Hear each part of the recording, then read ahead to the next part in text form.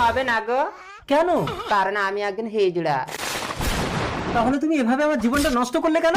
আমি তোমাদের সমাজে থাকতে চাই, আর আমার সাথীরা জানতে পারলে আমাকে নিয়ে চলে যাবে, আর বাড়ি বাড়ি গিয়ে ছেলে নাচাতে হবে। বাড়িতে কে আছে বেরিয়ে আয়, আমরা খবর পেয়েছি আমাদের সাথী আশাকে বাড়ির মধ্যে বিয়ে করে এনেছে, ভালো ভালো আমাদের হাতে তুলে দে বলছে। হ্যাঁ, তোমার পায়ে পড়ে তুমি আমাকে ওদের হাতে তুলে দিও না গো।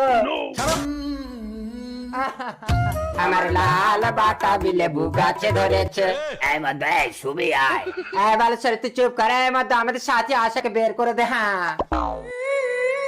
কই তোমাদের কোনো সাথী তো এখানে নেই। আয় তুই স্যার, আমরা ঘরে ঢুকে তোর বউকে হাত লাগিয়ে দেখবো। হ্যাঁ, দরজা খোলো। চল রে হিজড়া, তোর বিয়ে করে সংসার করে স্বাদ আমরা মিটিয়ে দেবো। হ্যাঁ, ওকে তোমরা নিয়ে যেও না, ও আমার ঘরে বউ হয়ে থাকবে না, ওকে আমি দেবী রূপে পুজো করব। তুই আমাদের দেবীর আসনে জায়গা দিলি, এই নে আমাদের আশাকে তোর হাতে তুলে দিলাম, আর এখানে একটা অনাথ আশ্রম খোল, সেই আশ্রমে